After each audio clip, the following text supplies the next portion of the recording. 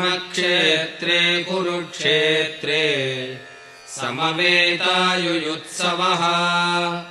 मामकाः पाण्डवाश्चैव किमकुर्वत संजय।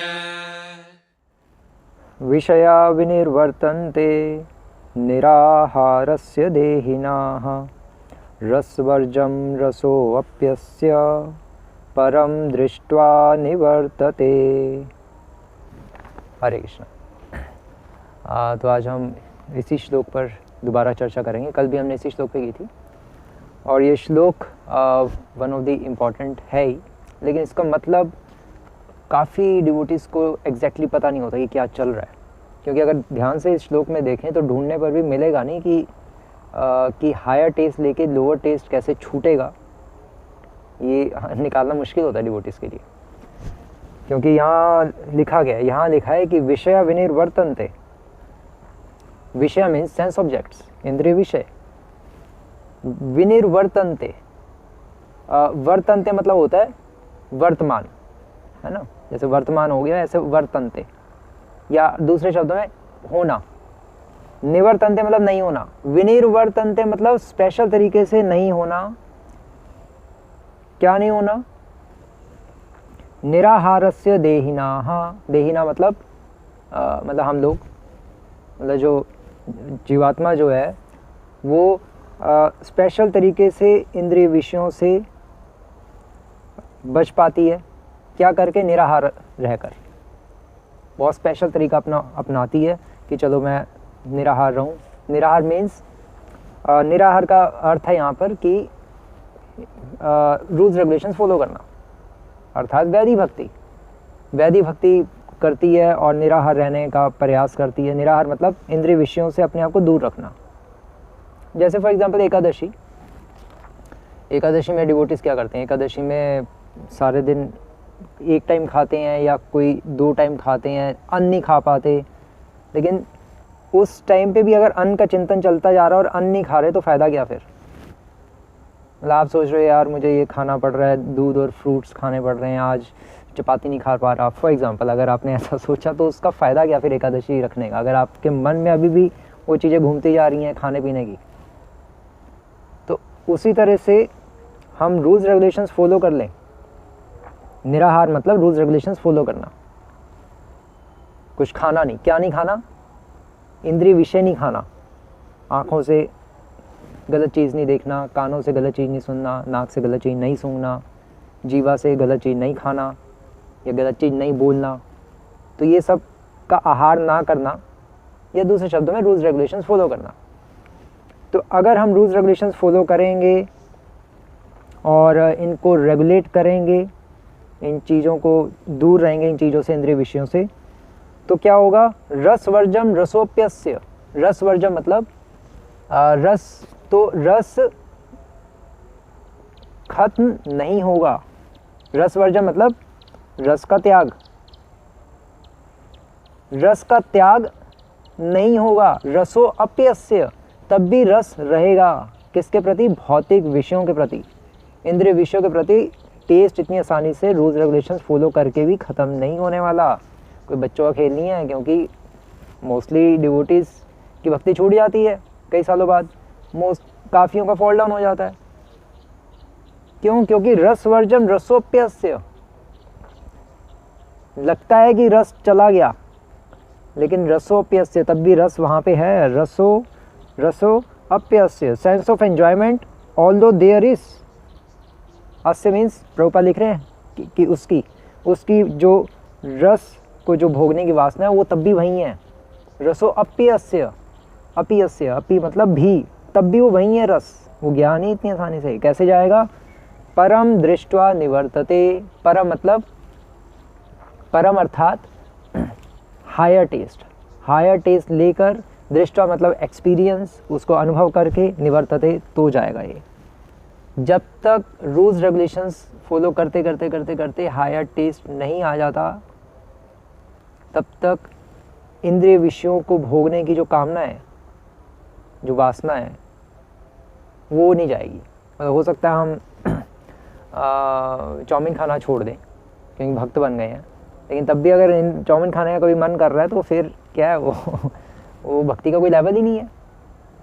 आपका मन कर रहा है कि यार मैं परफ्यूम लगा के पार्टी में जाऊँ, इतने साल हो गए परफ्यूम नहीं लगाया, अब तो मैं भगवान की भक्ति कर रहा हूँ, कैसे लगाऊँ परफ्यूम, लगा भी नहीं सकते, लोग कहेंगे यार तू भक्त है क्या है।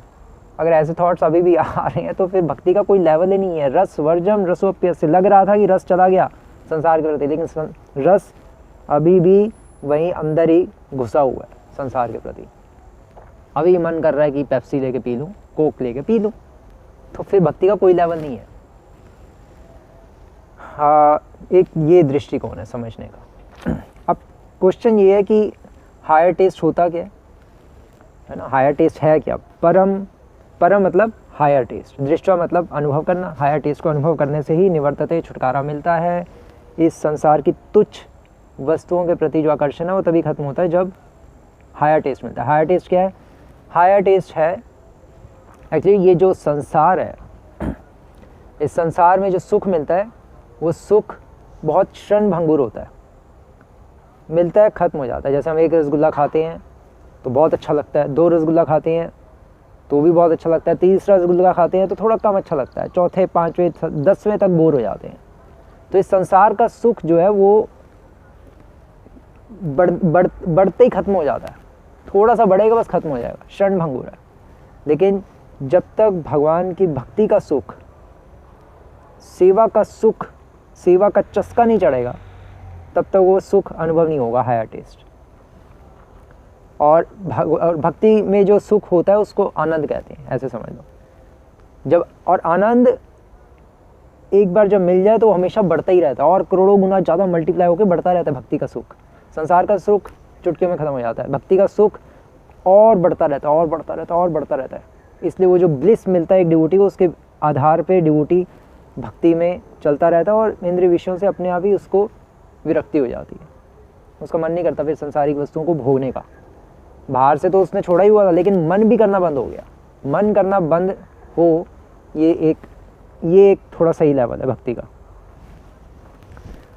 तो ये है। और फिर उसको एक्चुअली क्वालिटी चेंज हो जाती है सुख की,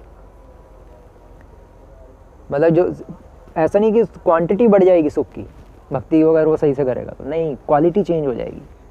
उसको जो टेस्ट मिलेगा, जो सुख मिलेगा, वो सुख उसको और आगे खींच देगा। चैंटिंग उस करना शुरू करेगा सही से, उसकी और चैंटिंग में उसको टेस्ट आना शुरू कर देगा अगर वो सही से भगवान की भक्ति करता रहेगा। जीवे दया नामे रुचि वैष्णव सेवा करता रहेगा तो भगवान उसको और टेस्ट देते रहेंगे और फिर वो संसार के सुख को छोड़ देगा। और दुख और एक्चुअली जो भक्ति का जो दुख है उसमें भी सुख है। संसार के दुख में तो दुख ही है, भक्ति के दुख में भी करोड़ों गुना ज़्यादा सुख है, उसका अलग ही नेचर है। तो जब तक वो हायर टेस्ट नहीं मिलेगा तब तक लोअर टेस्ट नहीं छूटने वाला, ये पॉइंट है। अब उसको प्राप्त कैसे करें उस हायर टेस्ट को, फिर प्रश्न ये उठता है तो कैसे प्राप्त करें। हायर टेस्ट को प्राप्त करने के लिए हमें हम्बल बनना पड़ेगा, हमें दीन बनना पड़ेगा। लेकिन अब प्रश्न ये उठता है कि दीन कैसे बने, दीन तो हम हैं ही, हम तो ऑलरेडी गिरे हुए हैं।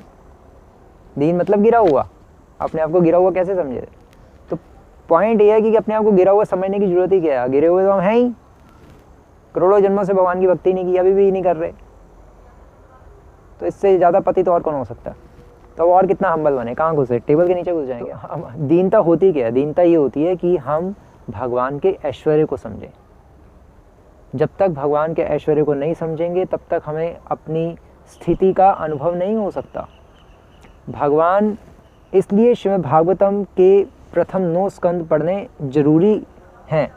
श्री प्रभुपाद कहते थे जब तक पहले 9 स्कंद नहीं पढ़ोगे तब तक 10वें स्कंद में एंट्री नहीं होगी। तो असली दीनता क्या है, असली दीनता है कि हम भगवान के ऐश्वर्य को जानें।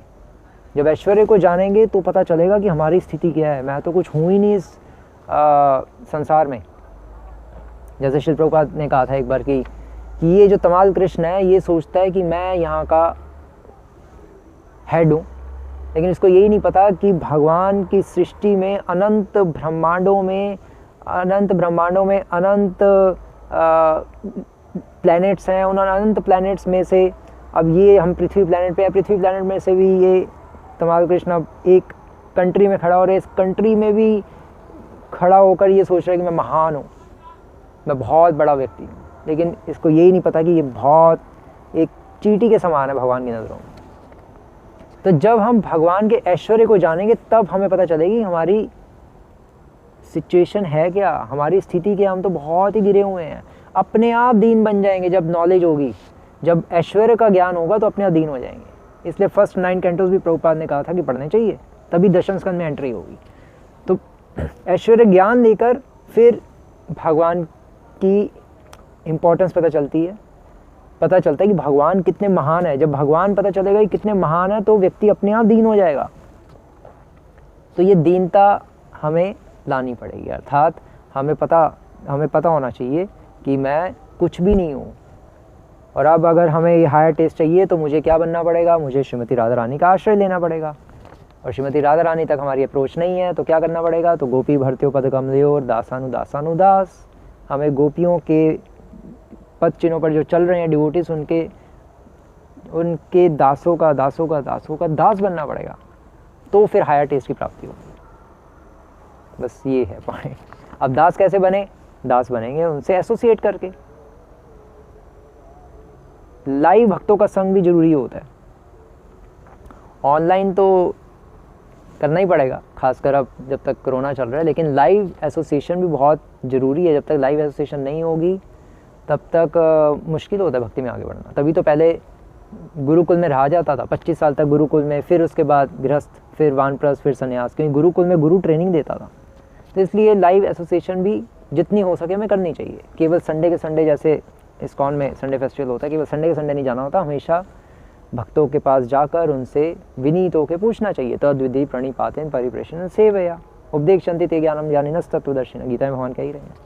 तो ये इसकी ट्रिक है एक हायर टेस्ट को प्राप्त करने की। हरे कृष्ण। श्री प्रभुपाद की जय।